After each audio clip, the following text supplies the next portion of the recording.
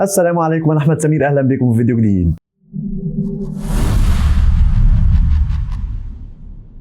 النهارده حل العرض سماك داون، بس قبل ما نبدا عايزك تشترك في القناه لو مش مشترك وتعمل لايك للفيديو، ويلا بينا نبدا. بس في اخبار طلعت ان انا قلت لكم قبل كده ان عرض الرو هيكون من يوم 7/10 اللي جاي، هيكون ساعتين بس بدل 3 ساعات لحد اول السنه الجديده، ومع بدايه السنه الجديده هيرجع. قلت ساعتها ما اعرفش هيرجع تاني ولا هيستمر في ساعتين. جه تحديث جديد، وقلت لكم ساعتها ان انا لو ظهر حاجه جديده او اخبار جديده هقول لكم. الاخبار اللي طالعه دلوقتي ان سماك داون من اول السنه الجديده هيبقى 3 ساعات، وعرض الرو من اول السنه الجديده 3 ساعات برضه. فخلاص من اول 2025 رو وسماك داون هيبقوا 3 ساعات. فاعتقد لازم يعملوا قبل السنه الجديده ما تبدا درافت علشان ينقلوا بعض المصارعين لسماك داون، لان مش هينفع يبقوا 3 ساعات وعدد المصارعين القليل اللي في سماك داون، فلازم يوازنوا بين العروض. ده خبر بس حبيت اقول لكم فيه الاول، وخلينا ندخل على طول في عرض سماك داون. طبعا سماك داون بدأ بماتش على لقب الولايات المتحدة ما بين البطل LA نايت ضد منافس طبعا وهو اندرادي. عملوا ماتش ممتاز بصراحة، الاثنين قدموا ماتش رائع. شفنا في النهاية BFT من LA نايت، وقدر في الاخر يفوز بالماتش ويحافظ على اللقب بتاعه. بعد كده نروح خلف الكواليس لتيفاني ستراتون ونايا جاكس واقفين بيتكلموا. فتيفاني ستراتون بتقول ان احنا لازم نفوز النهارده على نايومي وبيلي، وحد منهم لازم يسيب سماك داون الليله دي. فنايا جاكس قالت لها ان هم جايين على اللقب بتاعي، فلو انت خسرت يا تيفاني ربما انت المفروض ان انت تمشي من سماك داون. فبنشوف بعض التنشن ما بينهم كده، يعني هنحتاج الحاجات دي بعد كده في المستقبل لو انفصلوا. هنروح بعد كده لخلف الكواليس برضو. شفنا كارميلو هيز بيقابل اندرادي وبيقول له ان انت خسرت من LA نايت. بدأوا تاني يمسكوا في بعض وبدأوا يضربوا في بعض، والحكام جم يفصلوا ما بينهم. فتقريبا خلاص ان العداوة ما بين كارميلو هيز واندرادي لسه مستمرة. طبعا احنا افتكرنا يعني وفاكرين ان هم لعبوا بعض قبل كده 5 ماتشات، والنتيجة لحد دلوقتي 3-2 لصالح اندرادي. فاعلنوا ان في ماتش الاسبوع الجاي ما بينهم تاني، ماتش سادس ما بينهم. فهنشوف هل اندرادي هيسبق ويعلي الرقم بتاعه يبقى 4-2 في النتيجة، ولا كارميلو هيز هيفوز ويتعادل في النتيجة يخليها 3-3. بعد كده نشوف رومان رينز وكودي رودز اتقابلوا في استاد كرة قدم امريكية وعاملين زي مشهد سينمائي. كودي رودز بيقول او رومان رينز بيقول لي كودي رودز ان انت واقف دلوقتي في الاستاد بتاعي لان انا كنت بلعب فيه كرة قدم زمان، وبما ان الاستاد ده بتاعي فمعنى كده ان المدينة بتاعتي، فانت قدمت ايه للمدينة بتاعتي يا كودي؟ كودي قال له ربما الاستاد بتاعك والمدينه بتاعتك، لكن احنا بنتكلم عن بيتي، ده بيتي. فرومان رينز قال ان انا خسرت كل حاجه من البلاد لاين، خدوا مني جيمي اوسو، وخدوا مني العقد بتاعي او السلسله، خدوا مني كل حاجه مني، فانا ما عنديش حاجه اخسرها، مش زيك انت يا كودي. كودي رودز قال له انا قلت لك ان انت هيحصل لك كل ده من قبل ما يحصل لك، وقلت لك انت هتخسر كل حاجه، وما سمعتش كلامي ساعتها. فرومان رينز بيقول له طب انت عايز مني ايه دلوقتي؟ كودي قال له انا عايز منك كلمه ان انت تقف في ظهري وانا اقف في ظهرك. رومان رينز قال له خلاص ليك كلمه مني ان احنا نقف في ظهر بعض، بس لحد ما الموضوع ده يخلص مع البلاد لاين وهرجع تاني اخد اللقب بتاعي منك. فكودي رودز قال له ده ما بقاش اللقب بتاعك. احنا دلوقتي لو بصينا على WWE عندنا ترايبل تشيف واللي هو مش انت دلوقتي، عندنا بطل WWE واللي هو برضه مش انت دلوقتي، فانت اصلا مش عارف تتعامل مع البلاد لاين اللي هم من دمك، فانا اصلا جاي هنا ليه يعني؟ كان مشهد سينمائي كويس ما بين كودي ورومان، فحسيته ان هو جاي من فيلم مش من عرض مصارعه، بس عجبني. شفنا في النهايه ان كيفن اونز قاعد بيتفرج خلف الكواليس على اللي حصل ما بينهم، ومتضايق ان كودي ورومان رينز هيتحدوا مع بعض بعد اللي حصل، يعني خلال الفترة اللي فاتت دي كلها، بعد كل اللي حصل ده يرجعوا يتحدوا مع بعض. فمتضايق. حتى بايرن بيسأله المذيع بيقول له ايه رأيك على اللي بيحصل ده؟ فمتضايق ويسابه مشي. بعد كده راح له تاني قال له انت جاهز تتكلم دلوقتي عن اللي حصل؟ فقال له انا جاهز بس هتكلم في الحلبة. بعد كده نشوف ماتش ما بين ابولو كروز ضد جيوفاني فينشي تاني، وبرضه خلص الماتش بعد دقيقتين بتثبيت سريع وفاز في الاخر ابولو كروز. بعد الماتش شفنا جيوفاني فينشي اتضايق ونزل يضرب في ابولو كروز.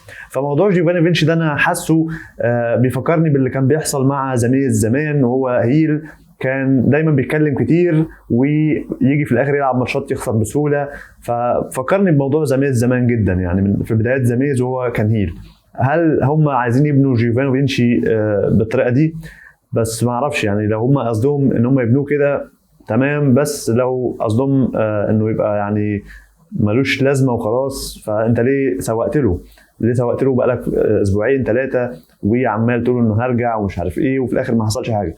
فانا اعتقد انه هيحصل زي ما حصل مع زمان. المهم نروح بعد كده لكيفن اوينز اللي دخل الحلبة وقال ان انا موضوع كودي رودز ورومان رينز ان هم اتفقوا مع بعض بعد كل اللي حصل ده مضايقني. فدخل البلاد لاين وقالوا له ان احنا هنخش نروقك دلوقتي. بدأوا ان هم يضربوا في كيفن اوينز لحد ما جه المساعده من دي اي واي، دخلوا يساعدوا كيفن اوينز وبداوا يضربوا في البلاد لاين لحد ما دخل نيك ألديس ومعاه الامن وقال ان انتوا هتلعبوا بعض في ماتش تاك تيم سداسي في المين ايفنت الليله دي. بعد كده نشوف خلف الكواليس بيلي ونايومي واقفين خلف الكواليس بيقولوا ان احنا لازم نثبت نايا جاكس وتيفاني ستراتن علشان نحصل على فرصه على لقب نايا جاكس، والاثنين عمالين كل واحده تقول ان انا اللي هفوز او انا اللي هكسب في الماتش. فلازم يحصل ما بينهم بعض الصراع كده البسيط علشان كل واحده عايزه ان هي اللي تفوز، وده هيلعب دور برضو في اخر العرض. بعد كده نروح لماتش تاك تيم ما بين نايا جاكس وتيفاني ستراتن ضد بيلي ونايومي، والشرط بتاع الماتش ان اللي هيفوز هيحصل على فرصه على لقب نايا جاكس، واللي هيتثبت هيضطر يسيب سماك داون.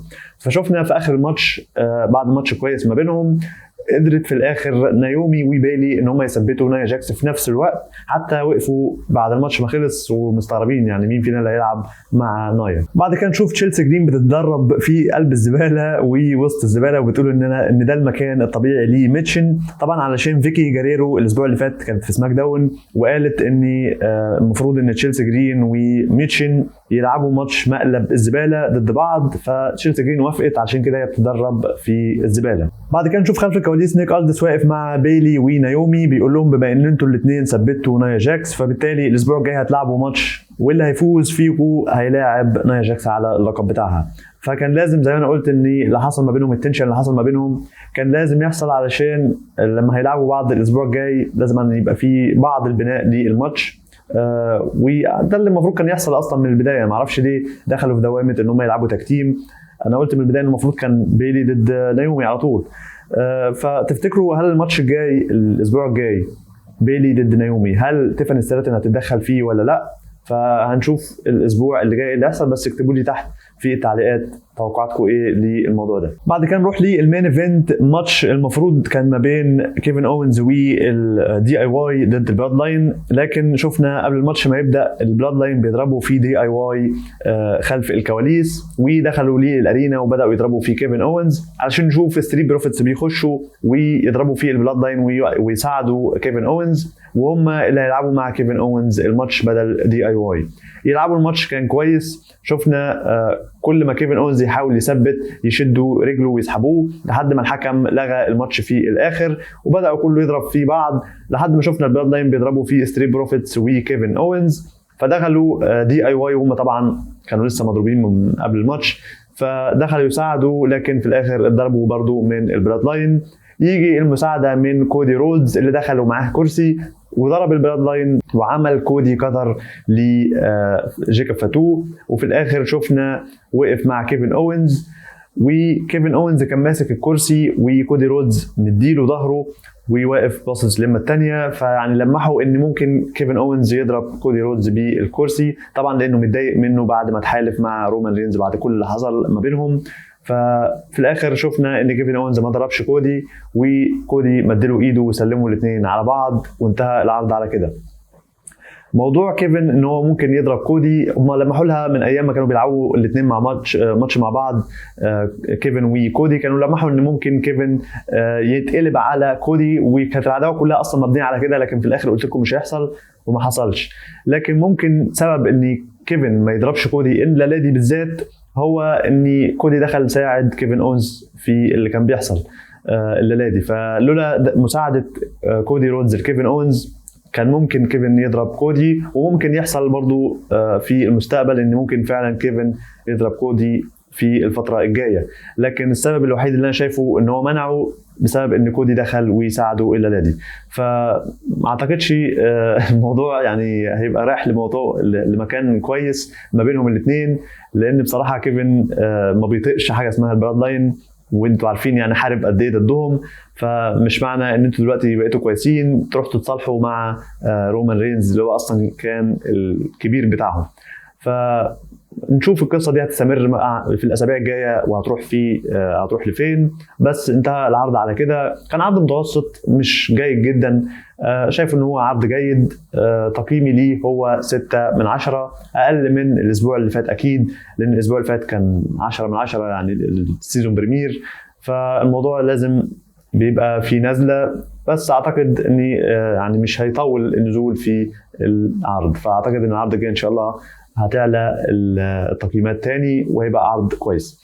فبس ده كان كل اللي عندي لفيديو النهارده، اتمنى تشترك في القناه لو مش مشترك وتعمل لايك للفيديو. كان معاكم احمد سمير، اشوفكم ان شاء الله في فيديو جديد. سلام.